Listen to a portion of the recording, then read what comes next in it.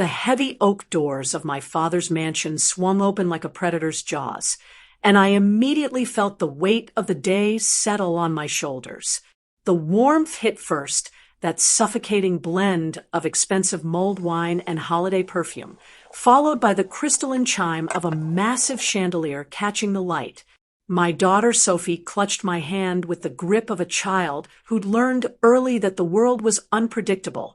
My son Leo shielded his eyes, overwhelmed by the glittering excess of it all.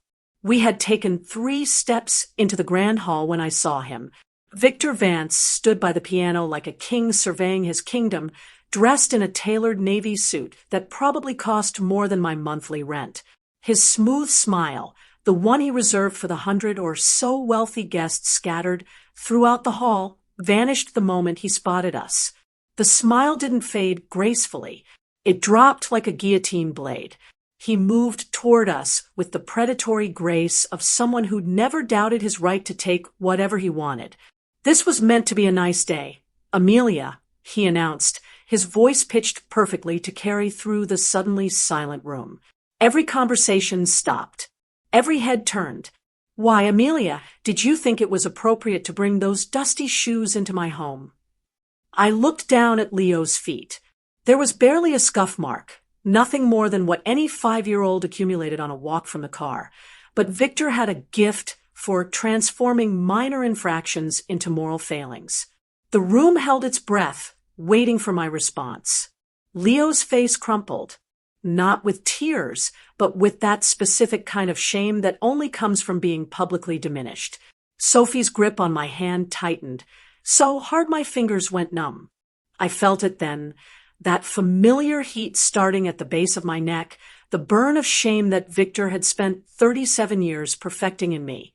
The sensation rose like a flood, heating my cheeks, making my vision swim at the edges. This was the dance we performed. He humiliated, I dissolved. He dominated, I disappeared. But today, something shifted. It wasn't a dramatic moment. There were no thunderclaps or mystical awakening. It was quieter than that, a simple clarification, like adjusting a camera lens and suddenly seeing something you'd overlooked for years.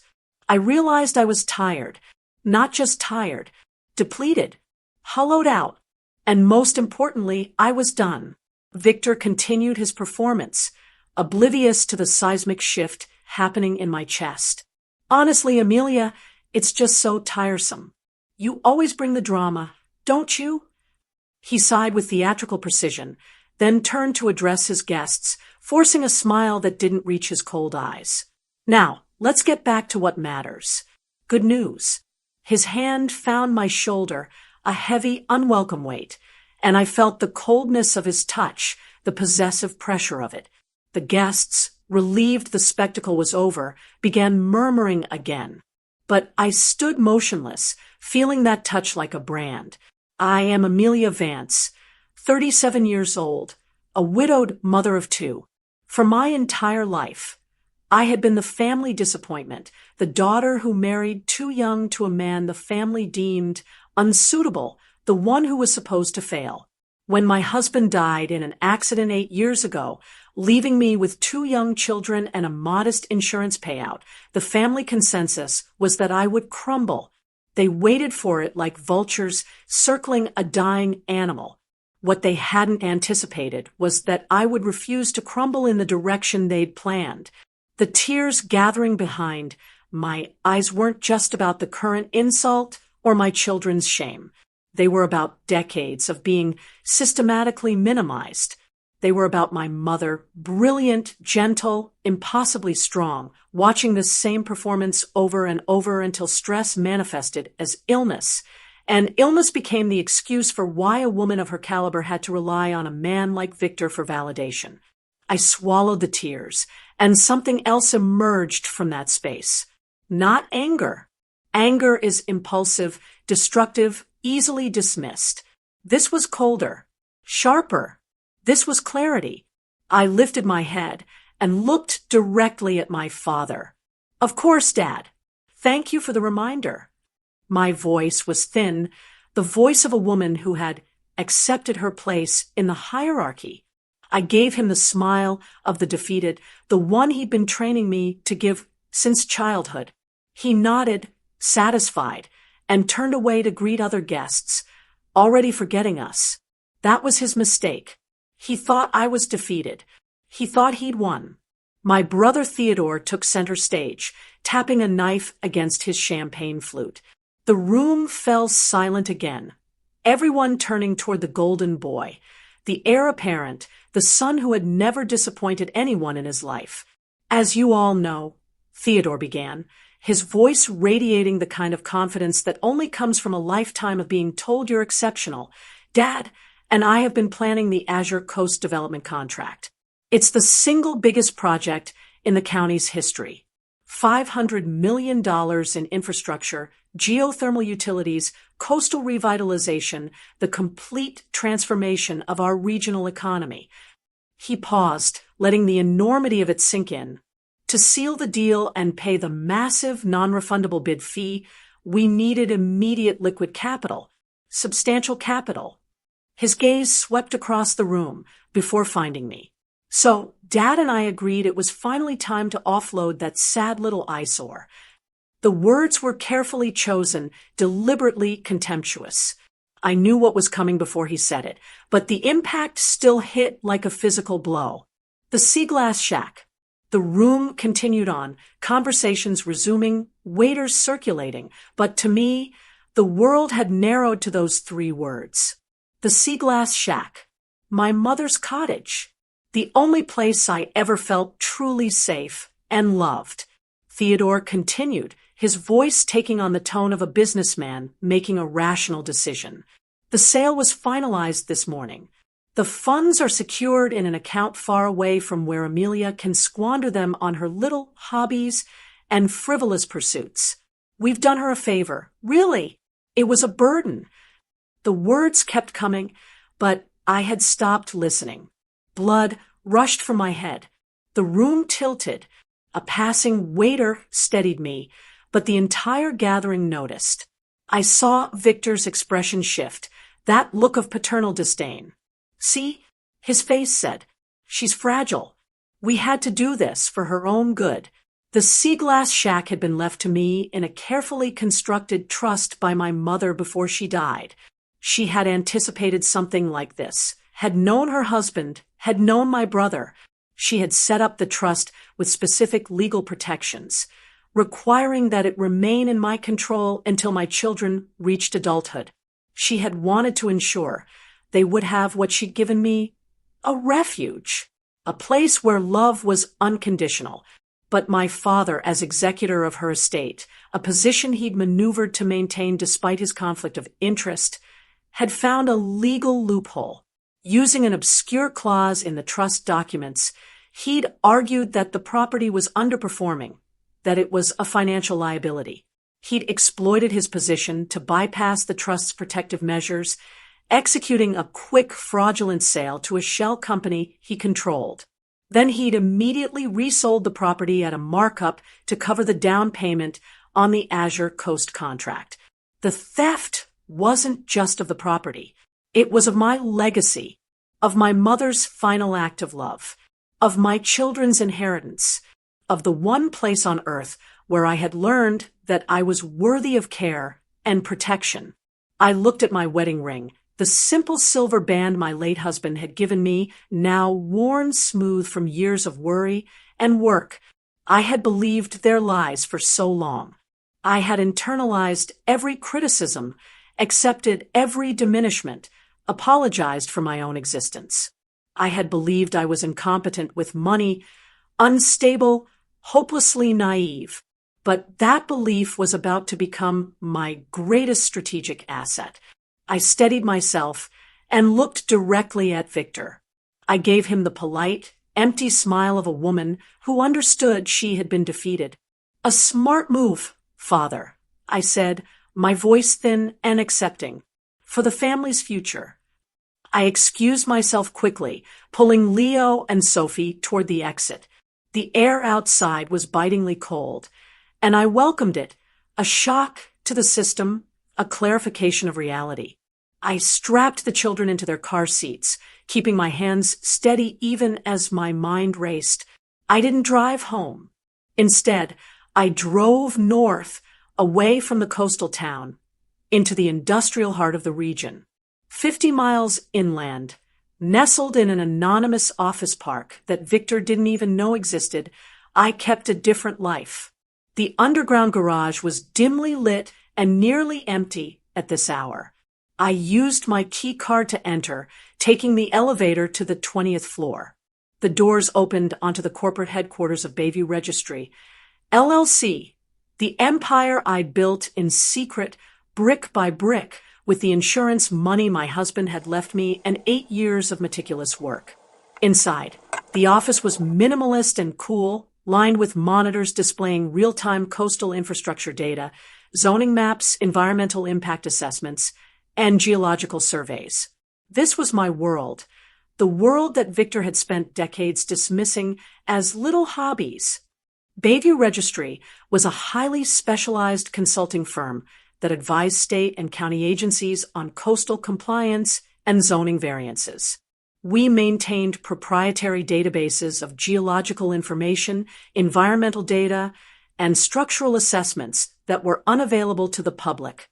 To run it, I'd had to earn my certification as a Class 1 Advanced Geotechnical Environmental Compliance Consultant, a credential that required years of study in geology, hydrology, engineering, and administrative law. I had done it all while raising 2 children alone, working at a part-time job my family thought was beneath me, and watching my father pretend I was a failure.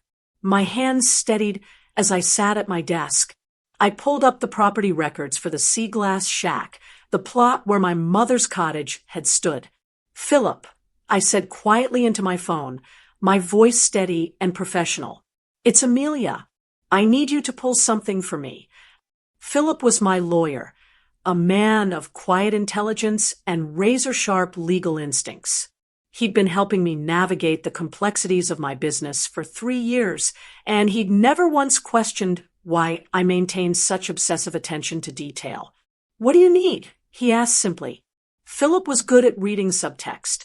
The original survey maps for the Sea Glass Shack, the ones from the 1960s, when the cottage was first built. Specifically, I need the precise 3-dimensional coordinates of the southwest foundation pillar. There was a pause. "Amelia, why?" I leaned forward, my hands gripping the edge of my desk as I pulled up a wall screen displaying the Azure Coast Development Zone in vivid, color-coded detail. Because the Azure Coast Development Contract is built on the promise of installing an essential geothermal utility system. The entire project hinges on it, new energy infrastructure for the entire coastal region. And according to the state's own regulatory documents, the only legally designated viable access point for the system's primary heat pump is that exact plot of land, the one they just sold as worthless. I smiled, and it was a dark, calculating expression, nothing like the smile I'd given Victor. They didn't sell the house, Philip. They sold the entire foundation of their future. Now let's see what I have buried beneath that foundation. The file on the Sea Glass Shack appeared on my main monitor within the hour. Years ago, anticipating exactly this scenario, I had already done the work. I had quietly, painstakingly mapped the entire area using advanced seismic data, information that was technically proprietary to my firm, available only to state-certified environmental compliance consultants like Bayview Registry. The data scrolled before my eyes. Soil composition layers, water table depth measurements, subterranean rock strata broken down by mineral content and density. It was beautiful in its precision, like a geological sonnet written in numbers and graphs. And then I found it. The southwest foundation pillar of the Sea Glass Shack sat directly on a geological weakness, a pocket of highly porous, unstable shale that was subject to seasonal water table shifts. For a lightweight, wooden structure like my mother's cottage, it was a complete non-issue. The cottage had stood there for 60 years without incident. but for a deep drilling geothermal heat pump system, the kind that required high-pressure drilling hundreds of feet into the earth, it was a catastrophic liability. The shale would collapse under the pressure. The heat pump would fail. The entire system would destabilize. And once the state discovered this truth, the Azure Coast contract would become impossible to complete. All $500 million in infrastructure would be rendered unfeasible. The entire project would collapse. Victor and Theodore had stolen the only piece of land that mattered, and that land was fundamentally flawed. They had no idea. I felt something settle in my chest, not quite peace, but something close. Clarity, perhaps. Purpose. "Philip," I said quietly, "we have our weapon." The land they sold is legally designated as the critical access point for the development's primary utility easement. But my proprietary geological data confirms the subsoil at that exact point has a 95% risk of catastrophic collapse under high-pressure drilling. Do you understand what this means? It means, Philip said slowly, that they just bought a landmine. Better than that, I corrected. It means they just sold me one, and I'm the only person in this region who knows it's there. Over the next 2 weeks, I orchestrated every move with surgical precision. First, I had Philip send a single brief email to the Vance family lawyer. Amelia Vance accepts the annuity settlement offer regarding the Sea Glass Shack property transfer. This was the signal they needed. Victor and Theodore would breathe a sigh of relief, convinced they had silenced the only threat to their contract bid. They would believe I had accepted my fate, pocketed a consolation prize, and settled back into my role as the family disappointment. That night, I drove home through rain-slicked streets and sat with my children, watching them sleep. Sophie's face was peaceful, unmarked by the shame of muddy shoes. Leo's breathing was steady and innocent. I looked at them sleeping in their modest beds in their modest house, and I felt a renewed sense of purpose that was almost holy. Everything I was doing was for them, to ensure they never again had to feel the heat of public humiliation, the weight of being labeled as less than, the poisonous message that their worth was dependent on the approval of narcissists. The next morning, I called Marcus into my office. Marcus was my chief data analyst, a quiet, methodical man who'd worked with me since the beginning. He understood the importance of discretion. "Marcus, I need you to execute phase 1. I said, closing the office door. Anonymously, using a secured VPN and a Shell Consulting credential that can't be traced directly back to Bayview Registry.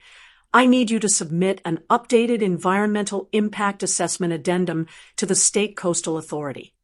He nodded, already pulling up his secure access protocols. The addendum should flag a general, systemic data error in the geological modeling for the Azure Coast Development Zone. Specifically, mention the instability risk of any deep drilling along that section of the shoreline. Make the flag subtle. Label it as a Class C compliance concern, routine, almost bureaucratic, the kind of thing that gets filed away 90% of the time. Marcus's fingers flew across the keyboard. And the other 10% gets escalated. And in this case, Marcus, I suspect we're going to be in that 10%. By midday, the State Coastal Authority had issued a standard low-level compliance review flag against the Azure Coast development proposal. The flag didn't stop the bid, not yet, but it mandated an immediate high-resolution geotechnical review of the flagged area, specifically the shoreline section where the Sea Glass Shack had stood. Theodore called me within an hour, his voice tight and clipped, completely abandoning the false charm he usually deployed with family. "Amelia, did you have anything to do with this compliance flag? The state just sent a geotechnical team to the Azure Coast Zone, and it's stalling the entire review process. We're supposed to have everything cleared in 3 weeks for the contract award." I adopted my most convincing, gosh, I don't know, Voice, the same voice I'd been perfecting for 37 years. A compliance flag, Theodore? That sounds like a technical issue. I don't understand technical things. Maybe you and Dad should have read the state regulations more carefully before committing to such a big project. There was a moment of stunned silence on the other end of the line. You're lying, he said flatly. Am I? I replied pleasantly. How would I even know how to file a compliance flag, Theodore? I'm just a consultant. I do little hobby work. You said, sew yourself at the brunch. He sputtered, unable to process the idea that I, the dismissed sister, could be behind such a sophisticated bureaucratic maneuver. I hung up the phone and felt the first taste of true power. My hands were steady. My heart was clear. They were scrambling, and they didn't even know the game had started. Victor, always focused on appearances, immediately tried to bully the state coastal authority through sheer force of personality and financial contribution. It didn't work. The state didn't care about his money or his reputation. Theodore, desperate to salvage the timeline, hired a third-party firm called Coastal Dynamics to rush an independent geotechnical assessment. This was exactly what I had anticipated.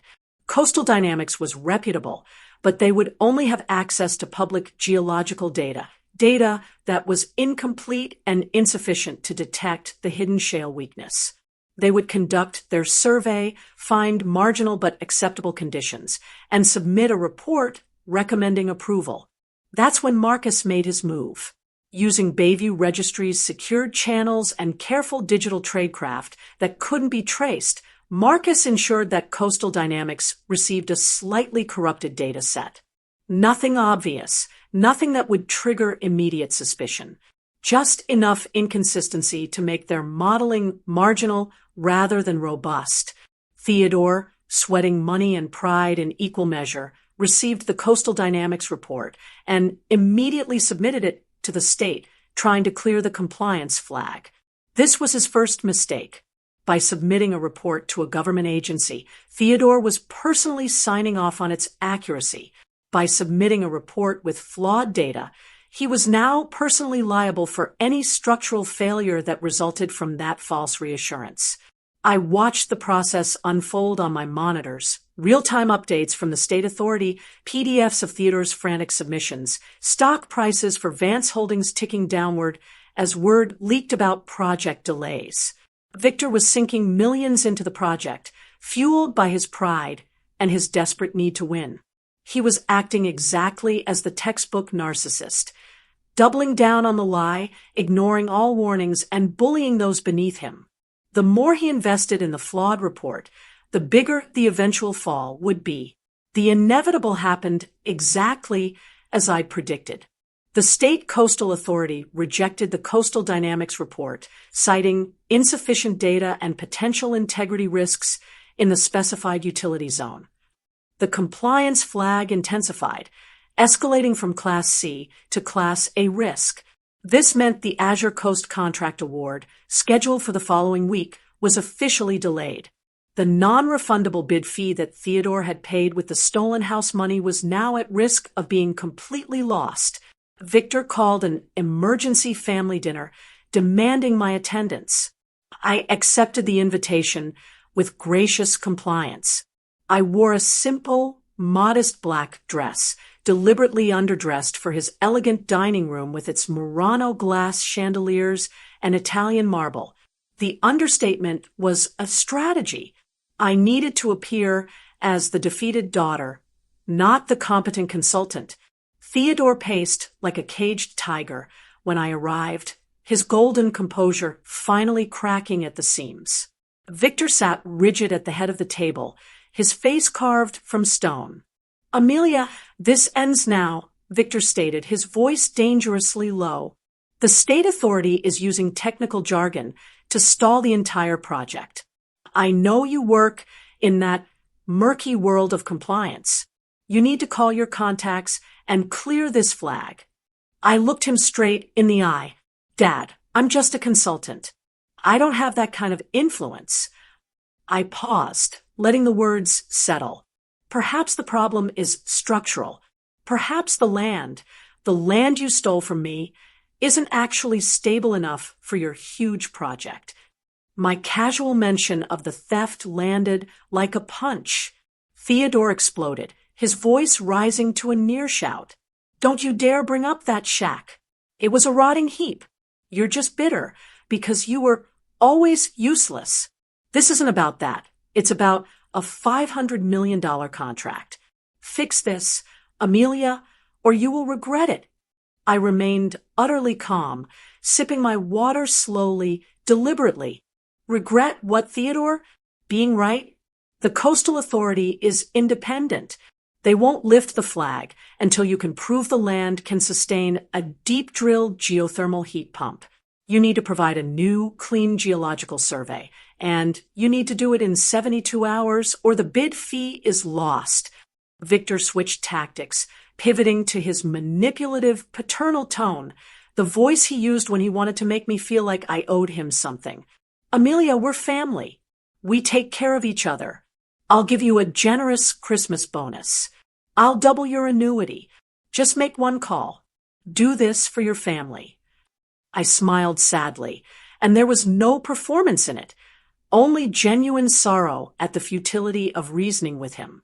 You stopped being my family when you sold my mother's cottage, I said quietly, and you don't realize I'm the one person in this room who actually understands the real data. You can't fix this with money, Dad. You need a structural change.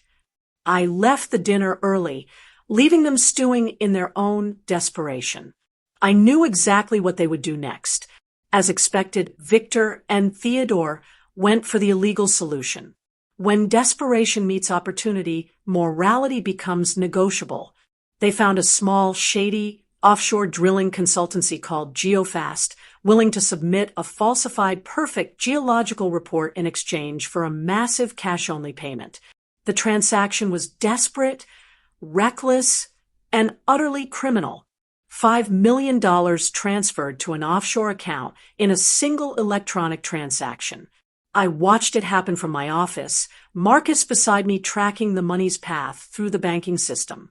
The moment the funds cleared, Marcus flagged the payment internally, creating an electronic trail that would be impossible to deny. This was the moment I needed the money to flow out of their safe accounts. Concrete evidence of fraud. A digital fingerprint.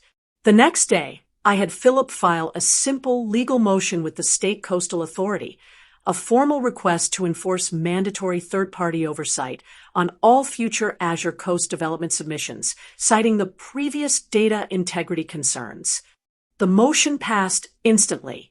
It sounded reasonable, highly bureaucratic, like something designed to prevent fraud, which technically it was. This meant that before GeoFast's falsified report could even be submitted, it had to be reviewed by a state-appointed oversight committee. And because of Bayview Registry's deep, established ties to the State Coastal Authority, ties I'd spent years cultivating, I knew exactly who would be appointed to that committee, a panel of consultants who were discreetly compensated through my company for various legitimate consulting work. They weren't corrupt. They were simply people who benefited from my business relationships and would therefore be carefully attentive to maintaining professional standards. The GeoFast report was submitted and immediately flagged by the Oversight Committee. The committee found the data highly improbable and recommended not just a rejection, but a criminal inquiry into the source of the report. Victor and Theodore were now facing not just a loss of the contract, but potential fraud charges. The pressure on them was immense. They were hemorrhaging cash, legal fees, fines, the non-refundable bid, already lost. They had just lost another $5 million to the fraudulent GeoFast report with nothing to show for it. The only way out was to find immediate liquidity to make the State Coastal Authority happy and prove their commitment to compliance. They needed a loan, and they needed it fast. My shell company, Apex Finance, stepped in at exactly the right moment. Apex Finance was technically legitimate, registered, insured, operating within all legal parameters. It just happened to be owned by me, funded by Bayview Registry profits, and designed specifically for situations like this. Apex Finance offered them a short-term, high-interest loan of $10 million, enough to cover the immediate fines, hire a legitimate but slow geotechnical firm, and appear to the state authority that they were serious about compliance. The loan terms were aggressive, but not predatory. The interest was high, but not illegal. Everything was technically sound, except for one clause buried in the middle of the contract, a personal guarantee clause requiring Victor to use his private personal stock portfolio as collateral. His entire retirement fund, every share he'd accumulated over 40 years. Victor, blinded by panic and the desperate need to save Theodore's face, signed the contract without consulting his own legal team. He barely read it. I watched the contract come back, digitally signed, and I felt something settle in my chest. Not satisfaction, exactly. Clarity, perhaps. The sense of a complex geometric proof finally resolving into its inevitable conclusion. Victor had just put his entire retirement fund into my hands. The $10 million loan from Apex Finance stabilized Victor and Theodore just long enough to keep them panicking at increasingly higher speeds. But the structural integrity issue at the Seaglass Shack site remained the critical bottleneck. No matter how much money they threw at the problem, they couldn't change the fundamental geology of the land. The required utility easement was impossible to complete. The shale was still unstable. The drilling would still fail.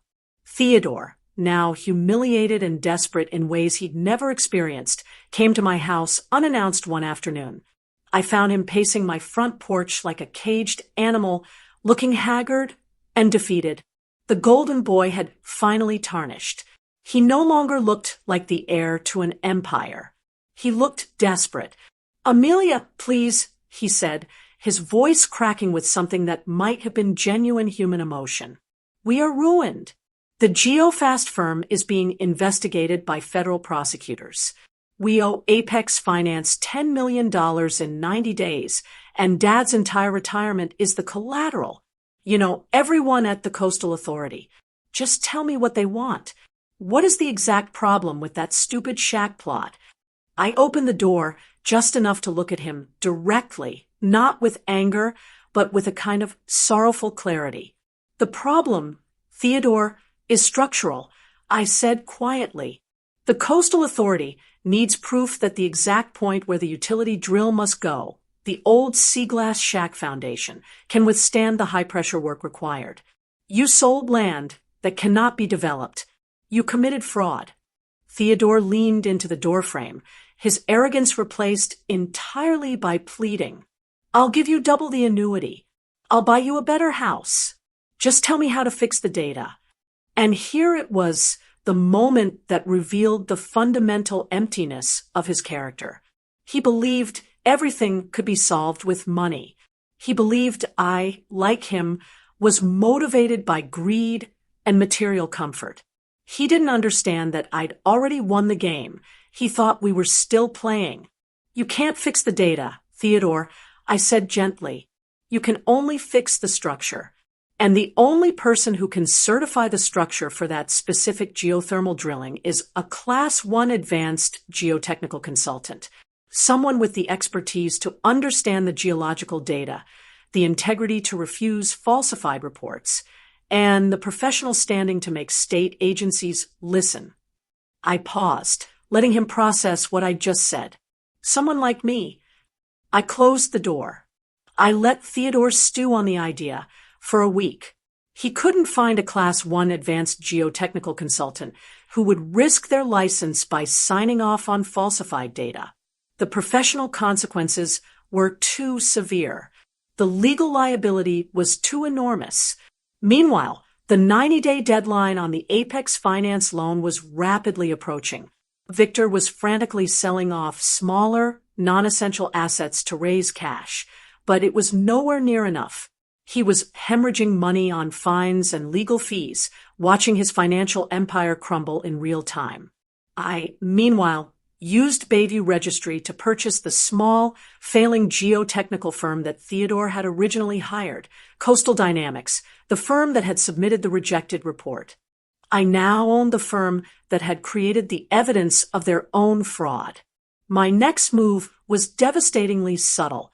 I had Coastal Dynamics send Victor a highly technical, professionally dense legal notice. The notice stated that due to newly acquired proprietary seismic data unavailable to them at the time of their initial assessment, Coastal Dynamics was forced to retroactively withdraw its initial report on the Azure Coast Zone. The withdrawal cited unforeseen and catastrophic structural integrity risks at the utility easement site, the exact coordinates of the sea glass shack. The withdrawal was filed publicly with the state authority. This single document accomplished three things simultaneously. First, it officially confirmed that Victor had based his entire multi-million-dollar contract bid on data that was now publicly acknowledged as fraudulent.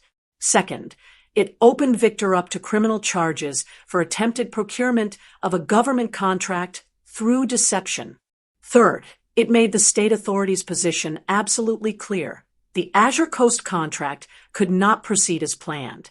Victor was now facing total ruin. The loan from Apex Finance was due in 2 weeks. He had no way to pay it. The criminal inquiry into the GeoFast fraud was gaining momentum. The state authority had made it clear that the Azure Coast contract was dead. I orchestrated the final moves with surgical precision. Philip filed a petition to the court, requesting the seizure of Victor's personal stock portfolio, the collateral he'd put up for the Apex Finance loan, based on the confirmed fraud, and the Coastal Dynamics withdrawal. The court, presented with clear evidence of fraud and a contractual obligation, granted the petition. Victor was still desperate, still refusing to accept reality. He called me, his voice a pathetic whimper I'd never heard from him before. "Amelia, please. It's me, your father. Just call off Apex Finance.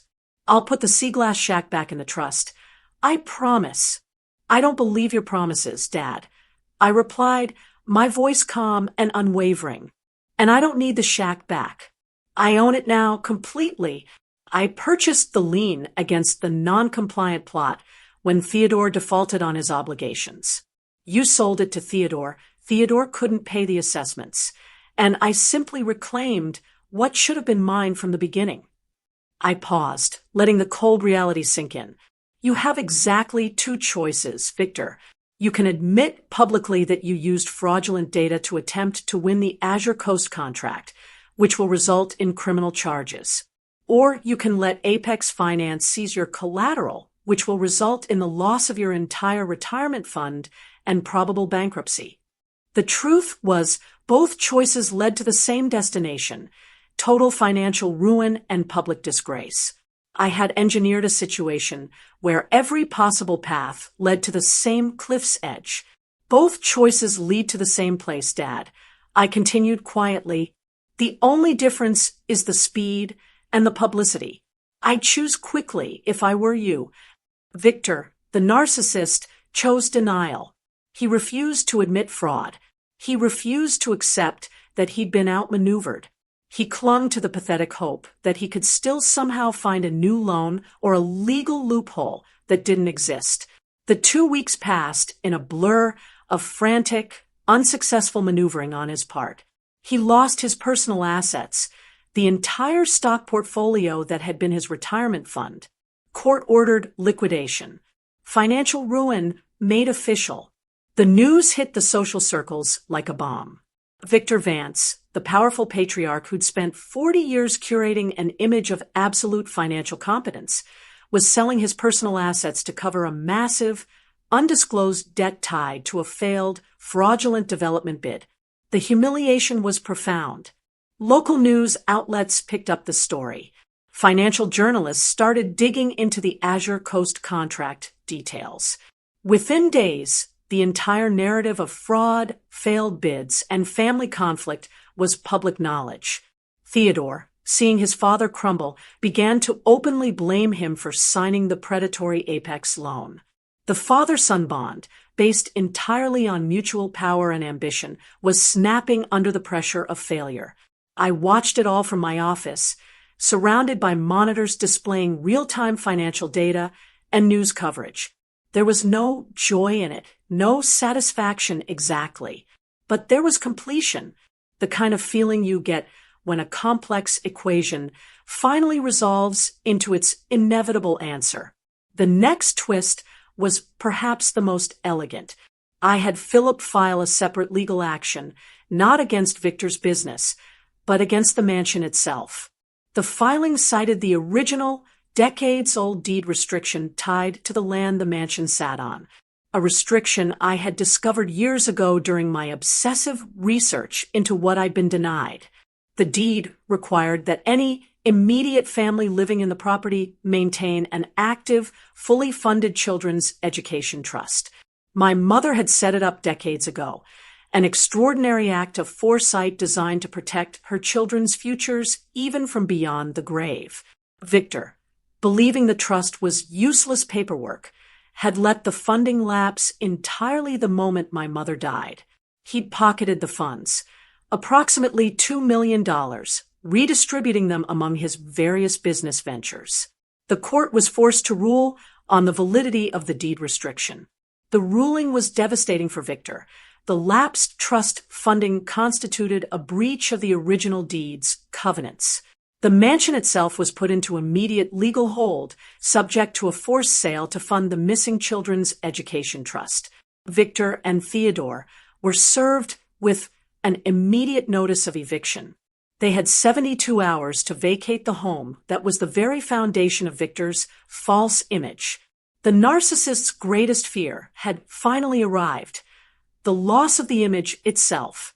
Theodore called me in the middle of the night, his voice thick with tears, not of remorse, but of pure, self-pitying misery. "We have nowhere to go. Amelia, you can't do this. You're making us homeless. What about the family name?" I was unmoved, though I listened with the kind of careful attention I'd given to every detail of this plan.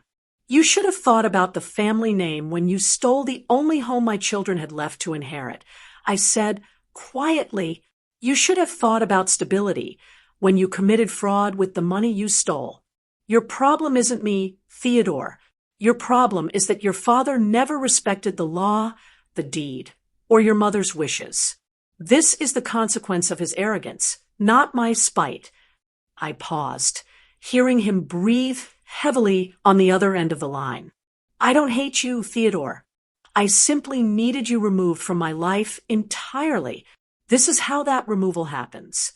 I hung up the phone and sat in the quiet of my home, listening to my children sleep peacefully upstairs. The eviction was chaotic and utterly public. Victor and Theodore were forced to pack quickly, watched by local news cameras that Philip had discreetly alerted about the interesting enforcement of an obscure, family-related deed restriction. The footage of Victor Vance, the proud, powerful businessman, carrying boxes of personal belongings out of his multi-million-dollar mansion and into a small moving truck, was priceless. Every news outlet picked it up. Every social media platform amplified it. Theodore tried to talk to reporters, attempting to spin the story as a vicious family disagreement, but the court filings, which clearly showed the defaulted Apex Finance loan, the confirmed fraud, and the deed breach, spoke for themselves. Victor Vance was finished, not just financially, socially, professionally, completely. His carefully curated image of power and stability was shattered forever, and the mechanism of that shattering wasn't external, it was structural. It came from the very foundation he'd built his life upon. I watched the coverage from my office, and I felt a cold, quiet sense of justice settle over me. The public humiliation was the only currency a narcissist truly valued, and I had seized it all. The next day, I drove back to the Sea Glass shack. The property was now legally and completely mine, free of all legal encumbrances. I walked the perimeter slowly, feeling the salt air on my skin, listening to the sound of waves against the rocks below. I stopped at the exact coordinates where the problematic shale was located, the spot where the southwest foundation pillar had once stood, anchoring my mother's cottage. The structural risk was still real. The geological weakness remained. I couldn't build anything substantial on that spot. The land would always carry that vulnerability, but the land was mine. I had brought one thing with me, the small, thin annuity check Theodore had tried to give me that day at the brunch, the one he thought represented my silence and defeat. The bribe wrapped in familial concern. I pulled it from my pocket. It was still uncashed, still folded in half, and I tore it into tiny pieces. My fingers moved methodically, creating smaller and smaller fragments until the check was nothing but confetti. I held the pieces in my hand and watched as the wind caught them, scattering them across the coastal landscape, returning their pathetic bribe to the very ocean they'd tried to steal from me. This symbolic act was the final severing of my financial dependency on them. I owed them nothing. I was independent. I was free. But more importantly, I was the true heir to my mother's legacy, not just of the property, but of the quiet strength she had possessed, the strength that had sustained her through decades with a man like Victor, the strength she tried to instill in me before illness took her away. I thought of her then, standing where her cottage had stood, and I felt something like peace. I had one last crucial meeting. It was with the head of the state coastal authority and the main architect of the Azure Coast development contract. The meeting was set up by Philip, positioning me as an unaffiliated, highly respected technical consultant concerned about the structural integrity of the entire coastal zone. The architect was a proud, self-important man who had dismissed the compliance flags as bureaucratic nonsense. He was also politically connected enough to make decisions that bypassed normal procedures. I sat across the table from him in a conference room with floor-to-ceiling windows overlooking the coast. I wore the ivory power suit I'd purchased for this moment, not the modest gray dress, but something that spoke of authority and expertise. I'm here to tell you that the structural concerns around the geothermal utility easement are not hypothetical. I stated calmly, pushing my proprietary seismic reports across the table. My data confirms that the drilling site, the old sea glass shack plot, is unstable. If you proceed with the Azure Coast contract as planned, the entire structure will fail catastrophically, leading to an environmental disaster and costing the state hundreds of millions in remediation. I watched the architect's face pale as he examined the data that was irrefutable, data that only I possessed, data that showed with scientific precision why the project couldn't proceed. This is, he said slowly, quite serious. It is, I agreed. The geological weakness at that site isn't a minor concern. It's a fatal flaw. I'm here in my professional capacity to ensure that you have the accurate information you need to make an informed decision. I didn't mention Victor or Theodore. I didn't mention the fraud or the stolen property. I simply used the undeniable truth of the land to kill the contract entirely. The Azure Coast development contract was officially, permanently canceled that afternoon. Not because of fraud or deception, but because of geology, because of truth. And that truth came from me. The final public humiliation came at the annual Coastal Authority Gala, the prestigious event where Victor had hoped to celebrate the launch of the Azure Coast project. I walked into the grand ballroom, not in the modest gray dress, but in a bespoke, ivory power suit that had cost more than Victor's entire charitable contribution budget. My confidence was palpable, radiating from every gesture, every glance, every movement. I was introduced not as Amelia Vance, the struggling single mother, but as Amelia Vance, CEO of Bayview Registry and lead environmental compliance advisor to the governor's office. The room went quiet. People who had dismissed me for years suddenly began performing recognition, as if I'd just materialized into existence. Victor and Theodore were there, having managed to wrangle invitations through old contacts, desperate to save face, trying to rebuild their shattered reputations. The moment they saw me, their faces went slack with terror. They understood immediately that this was the final moment, the execution. I walked straight up to Victor, who stood next to the main project display. A large map showing the now-defunct development zone. "Hello, Father," I said, my voice kind, but with the coldness of winter ice. "Did you ever wonder why the sea glass shack plot was the only possible site for the geothermal drill?" I didn't wait for an answer. I turned to the small crowd that had gathered around us, reporters, state officials, society members whose attentions had been captured by the drama. Victor and Theodore Vance sold me for scrap, I said clearly, my voice carrying through the ballroom. They believed I was too naive to understand business, too incompetent to be a threat. They stole the sea glass shack, my mother's cottage, my children's inheritance, to fund their failed project. I pointed directly at the map, at the location marked as the critical utility access point. What they didn't know is that the land they sold as worthless was the only piece of land the state needed. And they didn't know that the structural weakness of that land, a weakness only I, as the lead environmental consultant, could expose, would lead to the cancellation of the entire Azure Coast contract. I looked at Victor and Theodore, who were shaking, utterly defeated. "You lost everything," I continued, my voice steady and clear. "Not because I was spiteful, but because I was right.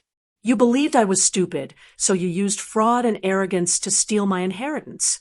And your own stolen asset, the sea glass shack, became the fatal structural flaw that brought your entire empire down." I paused, letting the weight of that truth settle over them. "You taught me well, Father," I said quietly. "You taught me that the world respects power and competence, and that sentiment is weakness. You just didn't anticipate that I might actually possess those qualities, that I might use them not for revenge, but for justice, for myself, for my children, for the memory of my mother." I turned my back on them and walked away. I walked toward the window overlooking the coast, toward the future, toward freedom. They had nothing left. No business, no home, no retirement, no reputation. They were left in the ruins of their own making, publicly exposed as frauds by the daughter they'd spent a lifetime diminishing. 6 months later, I returned to the sea glass shack on a clear spring morning. The property had been fully restored, transformed into something that honored my mother's memory while being entirely mine. I brought in architects and builders who understood the geological constraints, who worked with the land rather than against it. The new structure sat back from the problematic shale, anchored on stable ground, drawing from the beauty of the original cottage while being entirely contemporary. It was my sanctuary, my triumph, my peace. My children played in the garden, laughing with the unself-conscious joy of children who'd learned that the world wasn't as cruel and arbitrary as they'd been taught. Sophie approached me, holding a shell she'd found near the rocks. "Mama, what does this mean?" she asked, pointing to the iridescent interior. "It means," I said, kneeling down to her level, "that beautiful things are often built from the strongest foundations, that fragility can hide resilience, that the most precious treasures are often the ones people try to discard." I looked at my daughter, at her face, unmarked by shame, unburdened by the weight of others' expectations, and I felt the profound, cathartic knowledge that I'd finally, truly set her free. The sea glass shack had been my mother's legacy of love. It had become my legacy of strength, and now it would be my children's legacy of freedom. The ocean beyond the cottage rolled on, indifferent to human triumph and failure, carrying the memory of everything that had come before and promising everything that would come after. I was free. If you've made it this far, you understand. Respect is non-negotiable. Your worth isn't defined by anyone else's seating chart, not by who gets the credit or by who your family believes first. My story proves that silence can be a surgical weapon, and that meticulous patience can ultimately be your greatest power. The family that dismissed my little hobbies never saw the structural integrity I was building brick by painful brick. If this resonated with you, if you've been gaslit into feeling invisible or had your memories stolen and mocked as my sea glass shack was, remember this: your silence doesn't make you weak. Your boundaries don't make you difficult. Your survival makes you extraordinary. Your worth was never in question. It was only ever waiting for you to remember it. The revolution happens when you decide to write your own ending. Share this with someone who needs to hear it. Subscribe and hit that notification bell for more stories about setting boundaries and turning humiliation into triumph. Have you ever had to prove your worth to a family that underestimated you? Share your story in the comments below.